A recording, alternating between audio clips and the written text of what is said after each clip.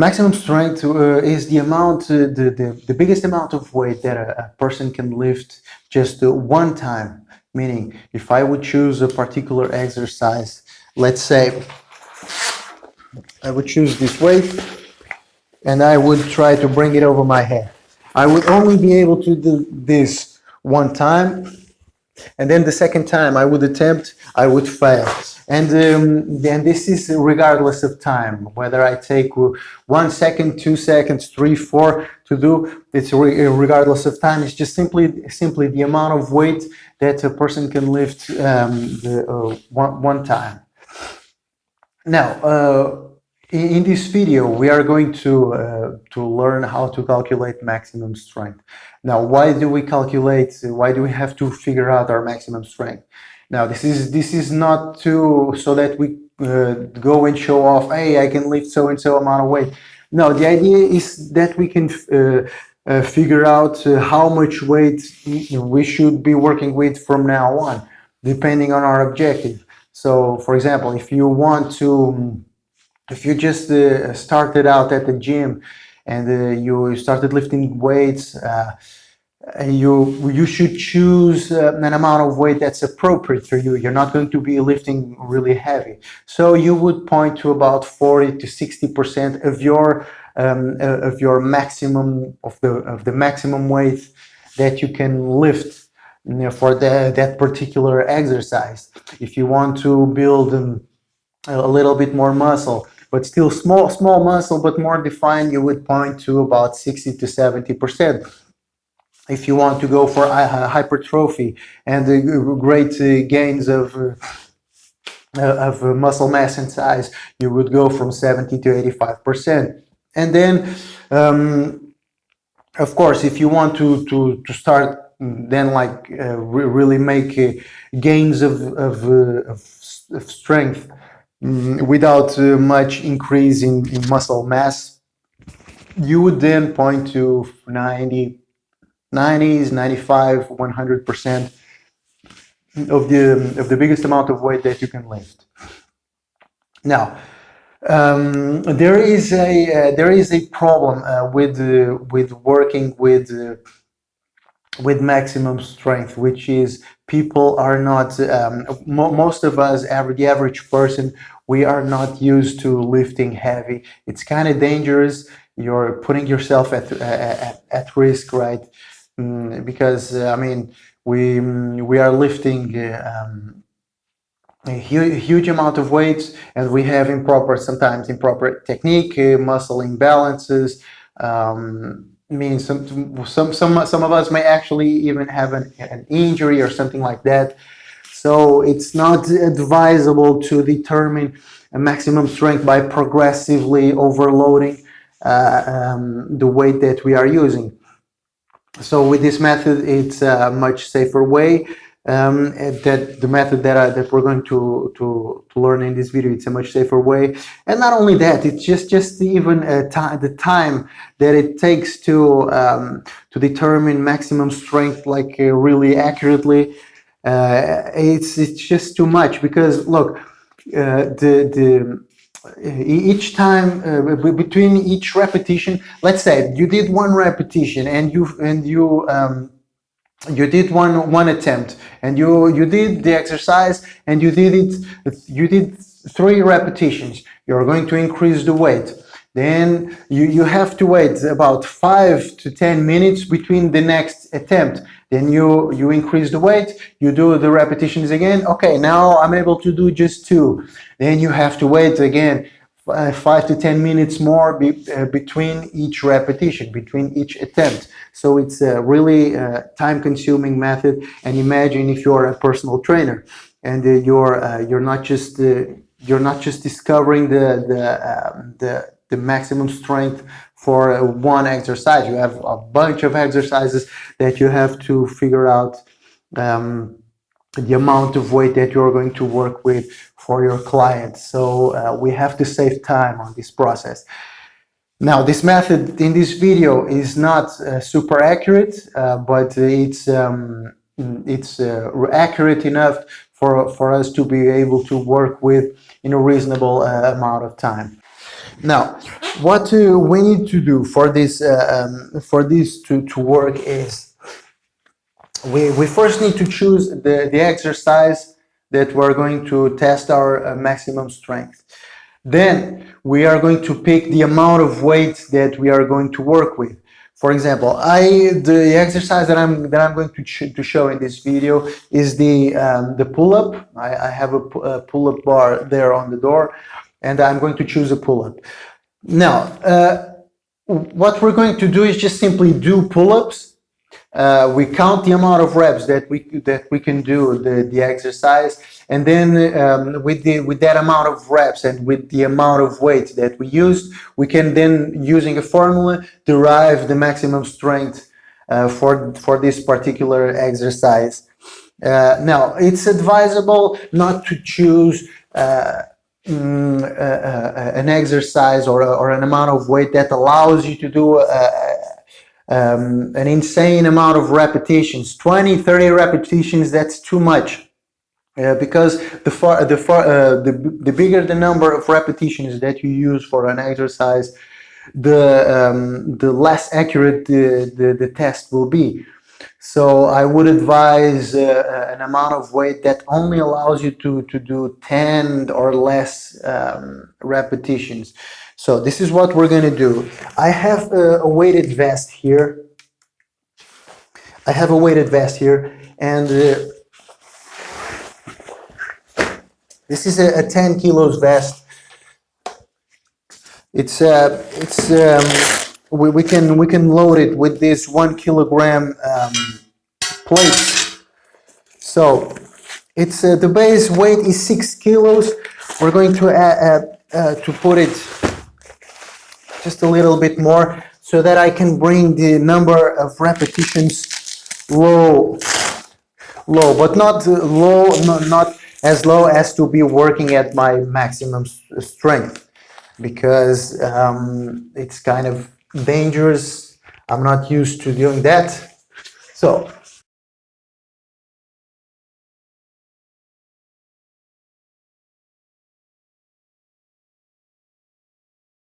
what I'm going to do is I'm going to see the number of repetitions that I can do, and then I'm going to derive this from the formula. Now, it's advisable to, if you're not used to working out, it's advisable to warm up before doing this kinds of exercises, especially if you are doing several exercises consecutively. I'm just doing just one set just to figure out the maximum amount of strength. So it's no big deal, but it's advisable to always warm up before doing any kind of physical activity. So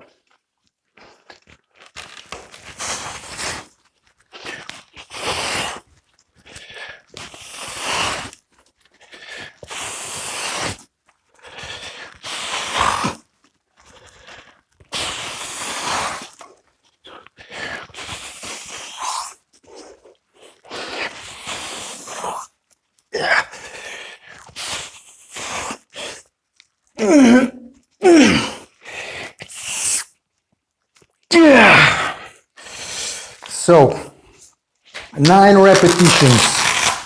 Now that we established the weight and the number of repetitions that we were able to do at that weight, now we can start to calculate our maximum strength. So, I provide some formulas here. I provide 4. There are many others, but these ones were the ones that I found to be the most consistent. What we need to do now is we just punch in the numbers. So, for example, for this, let's use, for example, this Brzezicki guy from 1993. We punch in the number, the weight that we were able to lift here. So 78 kilos, which were the 68 kilos of my own body weight, plus the 10 added kilograms from the vest. We put the number of repetitions here, which were 9, and we can calculate our maximum strength. So for my maximum strength for the pull-up exercise, for that specific exercise is 103 kilograms. Now that we've calculated maximum strength, we can establish goals. Let's say, for example, that my goal is pure strength. I would, as I said previously, for pure strength, you have to work from 90 to 100%. So let's choose, for example, 90%. We do the calculations that I present here for 90%, and we can derive the number of kilos that we need to use in order to work that specific ability, which is pure strength. Now, this is one way to do it. Another way to do it is by using a correction factor. For example, this author here, this Lombardi guy from 1989. We just, for example, I was able to do 9 repetitions. In order for me to calculate my maximum strength, I would have to multiply the weight that I lifted, which was 78 kilos, by this correction factor. So 78 times 1.32 equals 102.96. So we can see that there's a discrepancy here. This source, for example, gives us 102.96. The previous source for these here, we used 100, so there are some discrepancies, but as I said previously, this method is not super accurate, but it's accurate enough that we can work it's accurate enough that we can work with. So let's establish here another hypothetical goal. Hypertrophy. This time, as I said before, we want to work from 70% to 85% of our maximum strength. So, for example, we work with 80%, we get 82.4 kilograms. Now, here on the right, I have just, it's the same thing, the correction factor, but with a more recent source from 2016, and these two authors here. We just do the same thing. We multiply the weight of 78 times this time by 1.3. We can see that the values are a little bit different. The values of this correction factor are a little bit different from the other source, from this Lombardi guy source, but not too much. But since this is a more modern source, we can assume that it's a more reliable one. And we do the same thing. We can calculate the maximum strength. Now, another way that we can know the work zone that we are in is by looking at the number of repetitions. For this source, from this source here, we can see the different work zones that have already been established, depending on the number of repetitions. So, if you do 1 rep, you're working at 100% of your strength. If you are able to do only 2 reps, you're roughly at about 95%. If you are able to do 3, 93, blah blah blah. So if we have a goal, as we are establishing a hypertrophy, we would have to work between, let's see, 70 and 85% here. We would have to work between 11 repetitions. We would have to find a weight that only allows us to do 11 repetitions or 6. So if we work between these numbers of repetitions, we are working for hypertrophy. And this is another way to do it, to work to figure out your work zone. And this is it. This is how you calculate maximum strength and why you do it. And here I provide some references, Lombardi and the other authors.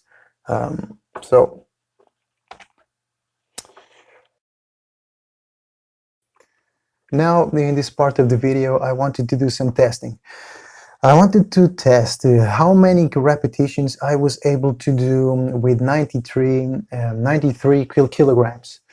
So according to the previous chart, the one from half and triplet, uh, well, 93 kilograms is 92%, so 92% is supposed to be 3 repetitions. So let's see if I'm able to do. So what I did was I prepared the vest to weigh 10 kilograms. I added in all the plates, and now I am going to put in this bag 4 of these yellow thingies. Each of them weighs 1 kilogram. So I put in 4. It makes it 4 kilograms added. Now I'm going to add 4 of these black ones, and each of them weighs 2 kilograms. So in total, it makes it 8 kilograms added to the bag. And now finally, I added in these extra grips, and each of these extra grips weighs 1.5 kilograms. So 2 of them makes it 3 kilograms. So altogether, my own body weight, which is 68, plus 10 kilos from the vest, plus the weight that is inside the bag, it should make it 93, around 93 kilograms. And now let's see if I'm able to do as the chart presented earlier, if I'm able to do 3 repetitions. That's what I'm supposed to be able to do.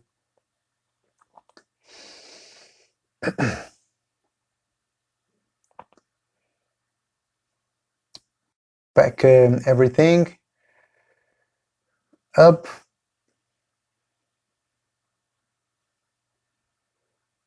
According to the chart, my maximum strength is 101.4, and I'm testing 93 kilograms. So 1 repetition, 2 repetitions, and finally the last one. I am not exactly able to bring the chin over the bar. Some people say that in order for this to count as a repetition, the chin has to go over the bar. So this last one wasn't exactly perfect, but it's I would consider it acceptable enough to count it as a repetition. So 93 kilograms does equal 3 repetitions. So the charts are reliable.